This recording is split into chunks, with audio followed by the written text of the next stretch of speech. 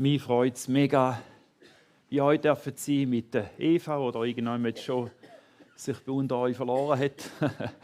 Ja, auch so Embry-Luft zu schnuppern, sie duftet immer noch fein. Das ist ja, cool.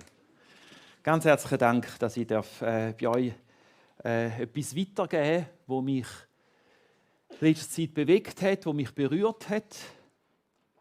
Einfach grundsätzlich die Gedanken, Gott sieht uns. Und dann vor allem die Gedanken, wie Gott uns sieht.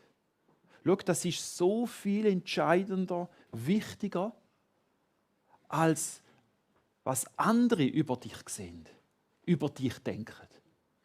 Es ist so much entscheidender, was Gott über dich denkt, als du selber über dich denkst. Und es ist eigentlich schade, wenn wir durchs Leben durchgehen, mit Gedanken über uns, auch über die Nächsten und so weiter, die nicht dem entsprechen, was Gott sieht. Ja, ich möchte mit euch kurz reinnehmen in eine wahre Geschichte. Ich möchte sie zeigen mit dem Trailer, ein Kinofilm vor einigen Jahren von einem Inderbub, der auf der Suche nach sich selber, nach seiner Identität war.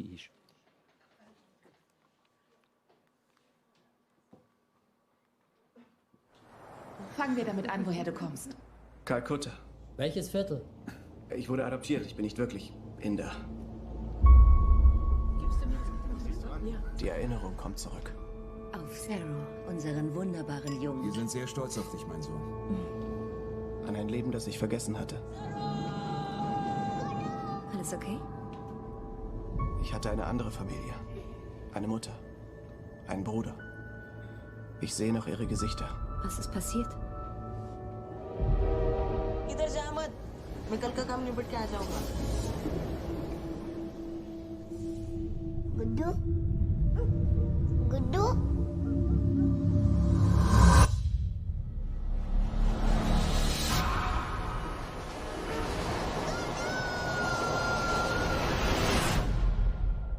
Ich muss wieder nach Hause finden. Wie lange warst du im Zug? Ein paar Tage? Ein paar Tage. Ein Leben reicht nicht, um alle Bahnhöfe Indiens abzusuchen.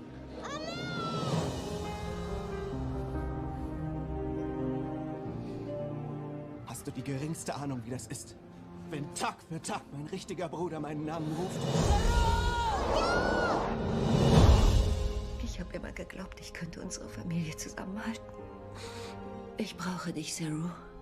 Was, wenn du dein Zuhause findest und es ist keiner mehr da? Suchst du einfach weiter? Ich habe keine Wahl. Wie war sie so? Wunderschön.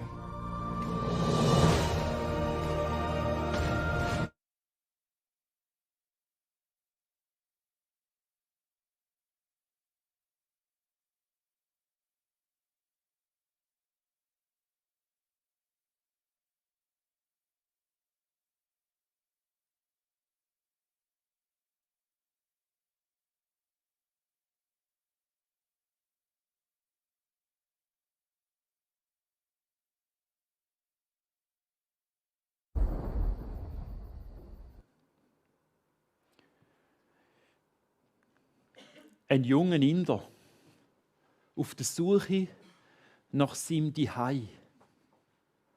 Da ist der kleine Zero, der junge Inderbub, 5-jährig, der auf dem Bahnhof wartet auf seinen grösseren Bruder und er taucht nicht auf. Und anstelle, dass er länger wartet, steigt er in einen leeren Bahnwagen rein und wird dort irgendwie eingeschlafen sein. Der Bahnwagen, der Zug setzt sich in Bewegung in das ferne Kalkutta, die 6600 Kilometer entfernt Millionenmetropole. Der Bub kommt dort an, er versteht kein Wort Hindi, weil er redet Bengalisch. Sein Name tut er falsch aussprechen und seinen Familiennamen weiss er gar nicht einmal. Und so landet er auf der Straße ein paar Wochen, dann wird er von der Polizei genommen und dann ins Waisenheim gesteckt und im Waisenheim dann zur Adoption freigegeben. Das ist ein australisches Paar, wo seine Adoptiveltern werden. Im Süden von Australien wächst er auf. Er macht eine gute Ausbildung, er wird Hotelmanager. Und der eines Tages oder immer wieder, er sieht sich ja im Spiegel, dass er eine andere Hautfarbe hat. Er weiß, dass er eigentlich noch jemand anders angehört und fragt sich, wer bin ich? Woher komme ich? Und er macht sich auf den Weg, auf die Suche, auf das Indien. Er möchte wissen, wohin das er gehört. Schaut, heute gibt es viele Menschen, die nicht wissen, woher sie kommen, wohin das sie gehören. Menschen, die ihre Heimat gar nicht kennengelernt haben, weil sie als Kind schon auf der Flucht sind. Heutzutage ständig die Dramen, die notvollen Geschichten. Menschen, die keine Heimat haben. Mich berührt diese Geschichte sehr, weil mein Götti-Mädchen, mittlerweile ist sie erwachsene Mutter, verheiratet, hat 3 Kinder. Genau auch so in einem Zug nach Kalkutta, als kleines Mädchen, als Baby ausgesetzt worden ist. Und dann irgendwann dort auch in ein Waisenheim gekommen ist. Zur Adoption freigegeben worden, meine Schwester, ihrem Mann, wo sie dann aufgenommen haben. Sie, wo bis heute nicht weiss, wer sind meine Eltern, woher komme ich. Es ist so wichtig, so eine Sehnsucht in uns inne. Zu spüren und auch zu wissen, ich komme von jemandem her, wo man mich erwartet hat, wo ich geliebt bin, wo ich empfangen worden bin, wo man sich auf mich gefreut hat. Ein Ort, wo ich einen Namen bekomme, jemand, der mir einen Namen gegeben hat, einen Zuspruch. Viele Menschen haben das nicht. Wie Gott uns sieht. Schaut, Gott sieht uns auch ein bisschen in dieser Art. Heimatlos, fast namenlos. In uns steckt eine Sehnsucht noch mehr als nur eine Heimat-Dschihad zu haben und liebliche Eltern zu haben. Aber es gibt Menschen, die nicht einmal das haben. Eine grosse Sehnsucht, ein Ort, wo man möchte, kann sein, wo man die Hei ist, geliebt. Unsere Identität wird ganz maßgeblich von unserer Geburt bestimmt. Wäre ich jetzt in Afghanistan auf die Welt gekommen, meine Eltern wären irgendwie Eltern, die unter dem Taliban-Regime gelebt hätten. Oder jetzt die Situation in der Ukraine, überall dort, wo es notvoll ist, sagen wir, ich käme von so einem Land her. Ich meine, kann gut möglich sein, theoretisch, dass ich gleich mit der Eva verheiratet wäre. Oder? Dass ich auch Pastor wäre, bis vor 4 Jahren hier in Embrach und jetzt in Geiss im Appenzellerland. Aber es wäre anders. Ich wäre nicht der gleiche. Ich bin Sohn von Günther und Elisabeth Heina, geboren 1964 in Düsseldorf. Seit meinem 4. Lebensjahr als Halbwaise. Und, jetzt könnt ihr anfangen zu erzählen. Aber das sind so ein bisschen meine Hintergründe, meine Anfänge im Leben. So bin ich in die Welt hineingekommen. Und das ist ganz stark prägend. Die Geburt, die Herkunft ist identitätsbestimmend. Wie ich mich sehe. Und jetzt ist es sehr spannend. Jesus Christus redet von einer zweiten Geburt. Und wir wissen, die Geburt ist identitätsbestimmend. Identitätsprägend. Gestorben, Philius der Sohn, das Johannesevangelium, wie ich gehört habe und ich weiss, ich kenne den Beat auch. Ich habe überlegt, ja, Johannesevangelium, da gibt es auch eine Geschichte, die wird ganz bestimmt auch ein bisschen inszeniert worden sein, von einem Mann, der hat sich auch bei dem Spiegel angeschaut und gesagt, Ja, ich bin angesehen vom Volk. Ja. Immerhin bin ich. Wer bin ich? Ich bin Gelehrter. Hoch oben rein bei der Pharisäerklasse. Angesehen im Volk. Das war ja der Grund, warum der Mann, er hat Nikodemus geheissen, dass er bei Nacht, zur Nacht, Jesus aufgesucht hat. Ein Oberster der Juden. Was wollen wir sonst von ihm denken? Das war für ihn wichtig. Das hat seine Identität ausgemacht. Aber er hat bei Jesus etwas gesehen, beobachtet. Er war aufrichtig und hat es zugegeben. Rabbi, wir wissen, dass du ein Lehrer bist, von Gott gekommen, denn niemand kann die Zeichen tun, die du tust, es sei denn Gott mit ihm. Und schaut, wenn ein Mensch das Jesus sagt, Jesus, hinter dir steckt mehr, ich weiß, ich bekenne es. Was ist mit dir, Jesus? Für so Leute hat Jesus immer Zeit, auch mitten in der Nacht. Da verzichtet Jesus auf seinen Schlaf. Für so Leute gibt er seine Vollaufmerksamkeit. Und so am Nikodemus. Und jetzt ist noch spannend, der Nikodemus sagt, ja Jesus, es ist gut mit dir zu reden und du weißt so viel und das, was du weitergibst, hat Kraft und überhaupt und so. Und wisst ihr, was Jesus als Antwort gibt? Sein allererster Satz in dem ganzen langen Kapitel 3 vom Johannesevangelium, der lautet folgendermaßen. Denn wahrlich, wahrlich, fängt er an. Ich sage dir, wenn jemand nicht von Neuem geboren wird, so kann er das Reich Gottes nicht sehen. Nikodemus, eins vorweg, damit es ganz klar ist, bevor man da über weiss was Sachen redet und theologisiert und über Anschauungen und Geschichten und Sachen, dass Timotheus sagt das Vatergrad. Neu geboren werden. Wiedergeboren werden. Nochmal auf die Welt kommen. Nochmal geboren. Sonst mit Reich Gottes vergiss es. Du kannst noch so gut viel Gesetze halten und diszipliniert sein und noch so viel Ansehen vom Volk. Neu geboren. Das ist die ganz entscheidende Botschaft.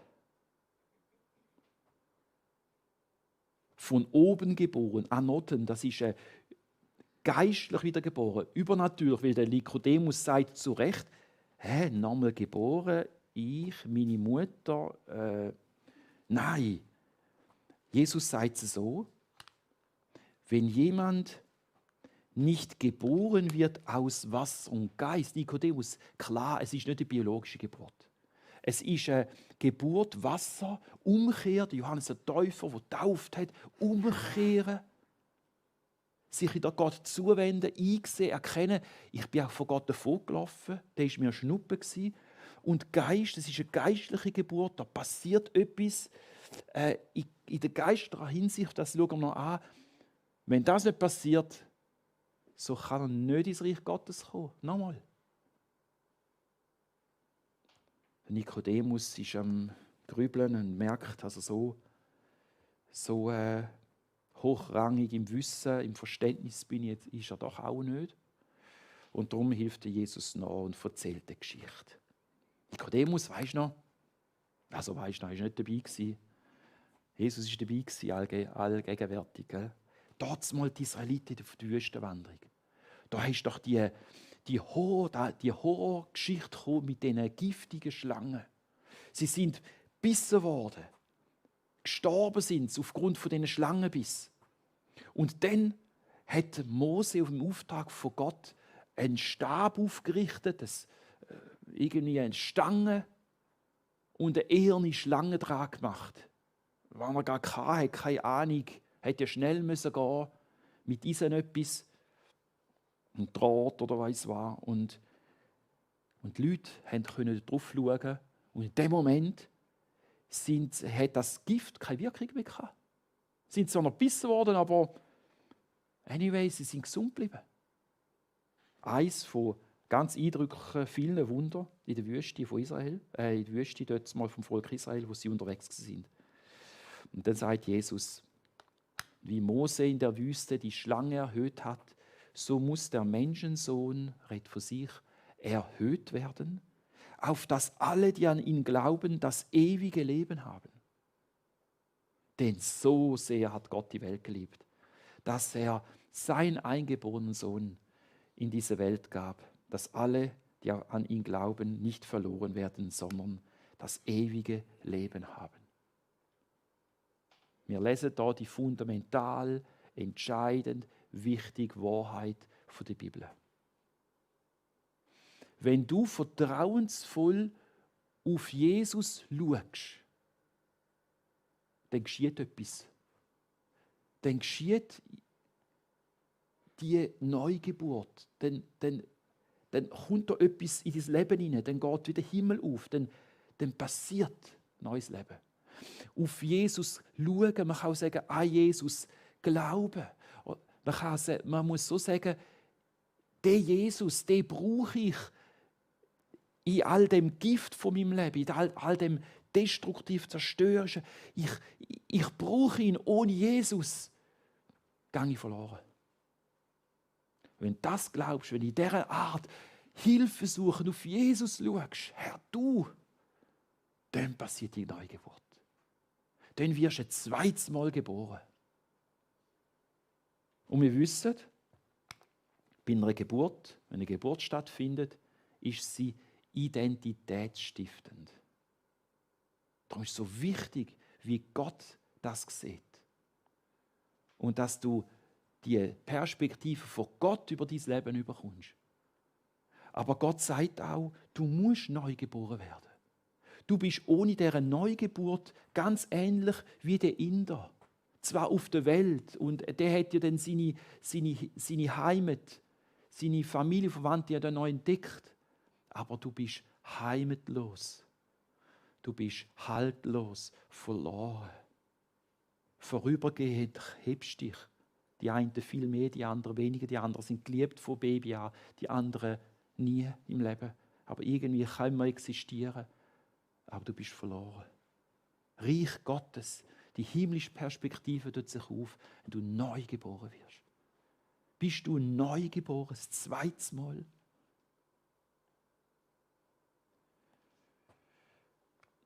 Geburt ist identitätsstiftend. Und davon redet das Neue Testament immer wieder. Ausführlich. Da haben wir so einen Satz, so eine Aussage von Paulus. Er hat ja ganz stark auch von dieser Identität von dem Gotteskind-Sein geredet. Römer 8,15.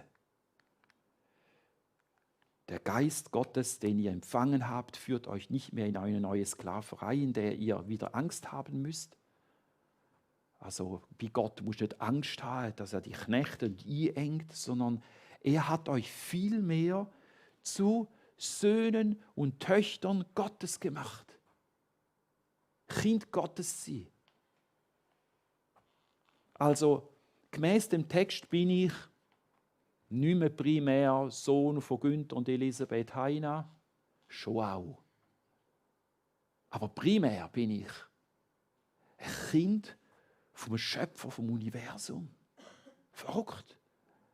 Aber wenn mich jemand fragt, woher kommst du und zu wem gehörst du, geht es um das. Ich denke nicht nur einfach biologisch, sondern geistlich. Will ich eine Seele haben, will ich einen Geist haben, will ich unsterblich bin.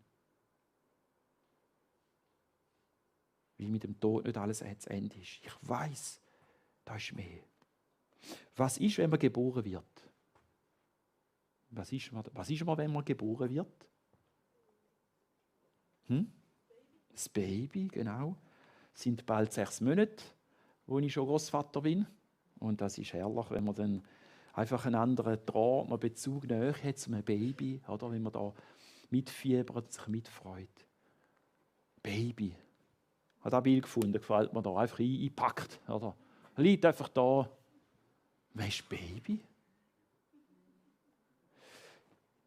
Wenn die Bibel redet von Neugeburt, Kind, hey, da ist so viel Mütterliches drin von Gott. Was macht mit einem Baby?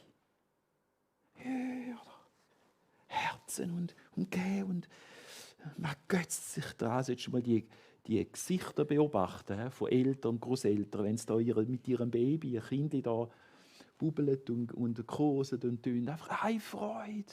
Hey. Es wird das Baby, was musst du machen? Nichts. Du kannst die Windeln machen für eine recht lange Zeit. Das ist sie neugeboren. Wisst ihr, da kommt ganz starke, ich meine, Emotionalität rein. Baby, da kannst du nicht abstrakt einfach abhaken, oder? Ja, ist jetzt irgendwie ein neues Leben, biologisch erklärbar und so weiter.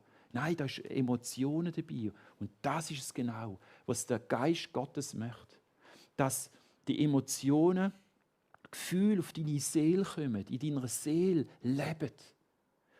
Dürfen Baby sein in Gottes Arme. Darum heißt, deshalb dürft ihr furchtlos und ohne Angst zu Gott kommen und zu ihm sagen, aber lieber Vater, Papi, Daddy, mein Papi. Emotionen. Hat dich die Gotteskindschaft, wenn du sie kennst, hat die dich auch schon emotional berührt? Gott möchte, dass dein Herz heil wird, auch gefühlsmäßig darf heilen. Dass nicht nur einfach da oben abgehakt wird, sondern sagst, ja, es ist ja so schön, es verhebt. Baby zu sein. Manchmal haben wir ganz schnell gemeint, ja, wer ist jetzt zum Glauben gekommen und jetzt muss ich funktionieren und Diener Gottes sein und mich bewähren und beherrschen und weißt du so, gell, oder? Aber geben wir auch geistliche Babys auch Zeit. Sie lernen das dann schon noch. Und man freut sich an den Fortschritt. Aber lassen wir doch Babys sein und Kind sein. Im Glauben. Heilende Wirkung auf Gefühl von deiner Seele. Das möchte Gott. Und wenn das noch nicht ist, so, lass für dich beten von anderen. Gottes Geist ist da als Tröster, als der, der Zuspruch gibt, der sagt, oder wo ganz nahe kommt und dir das richtig warm macht und verständlich und das auch gefühlsmäßig ist. Wir leben nicht nach den Gefühlen, ist klar. Aber das soll unsere Gefühlswelt auch beeinflussen. Und so darf die Heilsgewissheit, das Ruhe in Gott kommen. Es ist gut. Wir alle haben den gleichen Geist empfangen, sagt der Paulus. Und darum gehören wir durch die Taufe, wo man dann bekundtut, zu dem Lieb Christi, ganz gleich, ob wir nun Juden oder Griechen oder Sklaven oder frei sind, alle sind wir mit demselben Geist erfüllt. Mitglied im Königreich von Gott, Gottes eigenes Kind sein, identitätsprägend. Und ob man jetzt Jude oder Griechisch, wie der Paulus sagt, ob ich jetzt in Deutschland geboren worden bin oder woher ich komme, welche Ethnie, welche Hautfarbe, welchen Rang in der Gesellschaft, ob ich jetzt angesehen bin bei anderen, mein Berufsstand, mein Lebensstandard und, spielt keine Rolle mehr. Du hast neu angefangen, eine neue Urkunde, neu geboren und darf nochmal neu anfangen. Alle mit der gleichen Eltern, Verwandtschaft, mit der gleichen Perspektive, mit dem gleichen Zuspruch. Klar, manches prägt unser Leben natürlich auch weiter. Meine Schwächen, meine Versuchbarkeit. meine Behinderung, meine gesundheitliche Situation, meine Bildung und. Sie haben einen Stellenwert im Leben, aber du definierst dich nicht mehr darüber. In einem Zeitungsbericht war es zu lesen von einem Musiker, der viele Jahre verheiratet war, Vater von einem Kind. Und er hat sich dann plötzlich zur Homosexualität bekannt und hat dann das auch so, weil er Promi war, auch das so bekannt gegeben. Ich kann mit meiner Frau nicht mehr zusammen sein, weil ich ihr nicht mehr gerecht, wie sie es eigentlich verdient hat. Und hat seine Familie verloren. Eine andere Frau, die offenbar ganz Ähnliches erlebt hat, hat dieser verlassenen Mutter einen grossen offenen Brief geschrieben. Sie hat ihr geschrieben: Vergiss nie, deine Identität ist nicht Geschiedene. Es ist nicht, mein Mann ist homosexuell. Deine Identität ist nicht, mein Leben ist vorbei. Erlaube dir nicht zu vergessen, du bist schön, wunderbar geschaffen. Dein Leben hat Sinn, du bist geliebt. Wie viel mehr dürfen wir das sagen aufgrund von der Schrift, vom Wort Gottes, was wir in der Bibel lesen. In Jesus Christus haben wir eine neue Identität, was auch gelaufen ist.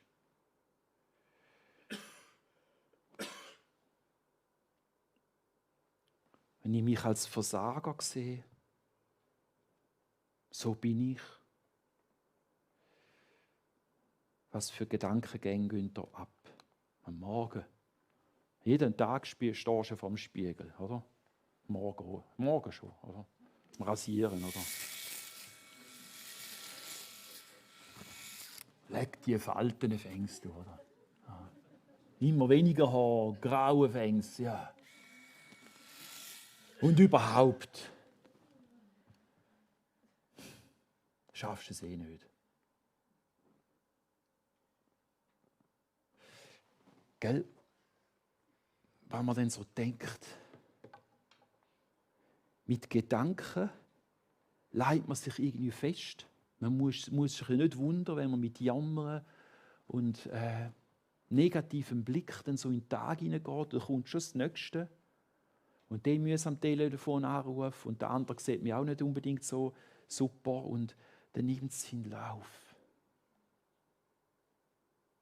Aber wie ist das?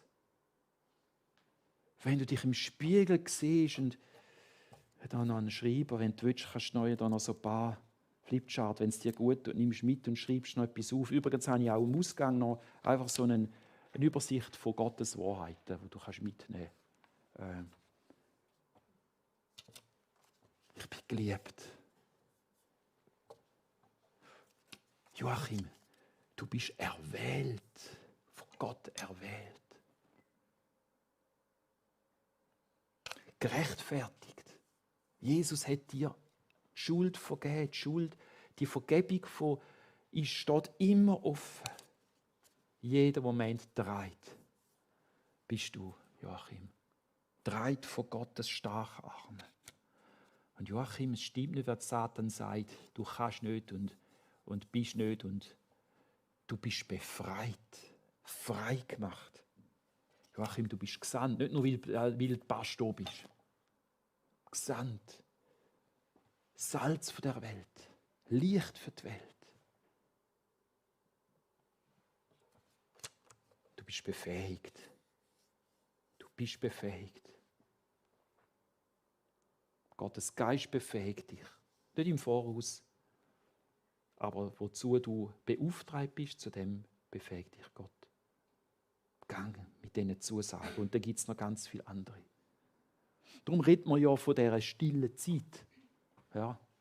Nimm einen anderen Titel, wenn es da hilft. Aber einfach immer wieder neu ausrichten auf diese Wahrheit von Gott. Das ist nicht ein positives Denken, einfach so, sich etwas einreden. Sondern es ist ein Denken, wo immer mehr in Übereinstimmung kommt mit dem, was zählt, wo gilt. Dieser Wahrheit. Wir nähern uns immer mehr dem biblischen Denken. Und das wirkt sich heilend aus. In der Herausforderung im Alltag, mit der Würde als Kind Gottes, die ersten Herausforderungen in Angriff nehmen.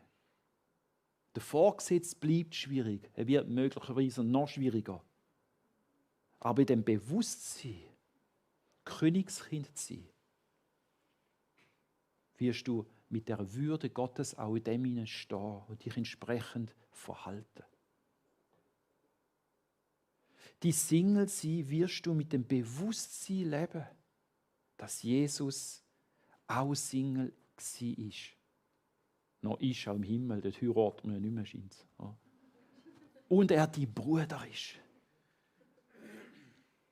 Dein Bruder ist. Der Versuchung wirst du entgegentreten, dass du heilig und gerecht bist. Gerecht gesprochen. Du wirst eine finanzielle schwierige Situation in deinem Leben mit dem Bewusstsein entgegentreten und sie durchleben, im Wissen, Bürger vom Himmel. Wisst ihr, der Bürgerort hat mir früher gehabt, man konnte dort zurückgehen, weil dort ist man dann versorgt worden, wenn es dann nicht mehr ausgereicht hat. Ich weiß nicht, wie das genau heute ist. Der Bürgerort hat nicht mehr den entscheidenden Wert, aber gleich, ich bin Bürger im Himmel. Für mich wird gesorgt. Der mangelnde Liebe von deinem Ehepartner wirst du im Bewusstsein erleben, dass du von Gott über alles geliebt bist. Und du vielleicht sogar merkst, dass du von deinem Partner etwas davon weitergeben kannst, obwohl von ihm nichts herkommt. Du wirst ein anderes Leben leben, wenn du im Denken lebst, in der Übereinstimmung vom Wort Gottes. Und schau, das ist so eine wichtige Botschaft, eine Kultur auch. Eine himmlische Kultur oder Reich Gottes Kultur, wo wir ja gerade als Christen möchten leben und uns möchten drin üben. Ich habe so ein Dreieck gemacht, einfach so 3 Kulturen, Wahrheiten, Bereich. Zum einen mal Kultur von der Annahme. Jeder ist einfach angenommen und man macht keinen Unterschied. Jeder kann kommen, auch wenn er noch so schräg in der Welt steht, weil Jesus Christus nimmt jeden auf. Und er ist ja mit den Strübsten zusammengesessen und hat dort zusammen gefestet und gegessen, dass er eben verschrien worden ist, gerade von denen, die diszipliniert und wirklich anständiger sind im Leben. Annahme, vorbehaltlose Annahme und Vergebung. Das Zweite, eine Kultur von der Umkehr. Eine Kultur vom immer wieder neu anfangen. Eine Kultur leben, wo man sagt, wo man darauf Acht gibt, was ist schädigend, was ist lebenszerstörend, destruktiv, dass wir uns von dem abwenden und immer sagen, das, was Jesus vorgelebt hat, was er lehrt, das ist das Leben. Und darum kehren wir uns zu ihm zu und wenden uns ab und nennen auch das, was schlecht ist. Zielverfehlung. Die Bibel nennt den Begriff Sünde. Das ist daneben der Fall, geht am Ziel vorbei. Ich wende mich von dem ab. Ich bekenne es als falsche Orientierung, die von Gott keinen Bestand hat. Umkehr, Kultur der Umkehr, wo man das auch thematisieren darf, wo man führen stehen und sagen, ich musste umkehren. Ich lade euch ein, macht es auch. Ich habe mich von dem abgewendet. Ich habe mit dem Not. Ich brauche euer Gebet. Und der dritte Bereich ist, Leben in dieser neuen Identität. Dass wir einander sehen im Licht von Gott. Und dass wir uns dann nie mehr definieren mit dem alten Leben. Oder auch noch sonst anders Blast oder Sachen, die einfach wirklich nicht so wichtig sind. Das ist noch nicht lange her, da hat man auch innerhalb der Kirche geredet, von Skeptikern, von Geimpften, von Wüster, gell, so eine ganze Palette. Man kann politisch unterschiedlicher Meinung sein. Und bis hin, wie wir aussehen und was wir, unsere Identität. Wer sind wir in Gottes Augen? dass wir uns einander so sehen und so benennen und einander bestärken. Ist mir gerade noch in den Sinn gekommen, Jesus hat es sogar gemacht. Jesus hat mir die Jünger gefragt, du, wer sagen die anderen, wer ich bin? Hat Jesus eine Identitätskrise gehabt? Jesus, du bist so, weisst es schon. Ja, ich habe immer das auch so ausgelegt. Ja, Jesus, du weißt schon, er will nur wissen von den Jüngern hören, so ein bisschen, weil wissen denn ihr's? Aber ich glaube, etwas, Jesus ist versucht worden in allem wie mir. Und Jesus hat auch noch ein menschliches Hirn gehabt. Und Jesus ist um Sachen umgeben worden vom Irdischen, wo ihn auch wollte in die falsche Fährte lenken, zum Denken. Und Jesus hat es von den Jüngern hören, du bist Sohn von Gott. Sogar Jesus hat gefragt. Er hat schon gewusst, aber er hat es auf die Jünger hören. Sagen wir es einander. Ich schließe ab mit dem Vers Epheser 1,5. Von Anfang an war es Gottes unveränderlicher Plan,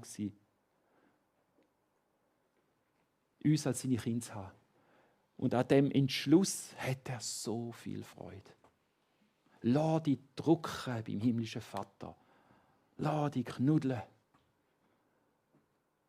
Lass bis Kind beim Vater. Und vielleicht musst du noch mal auch Baby sein. Weißt, Windeln machen ist nicht so schlimm.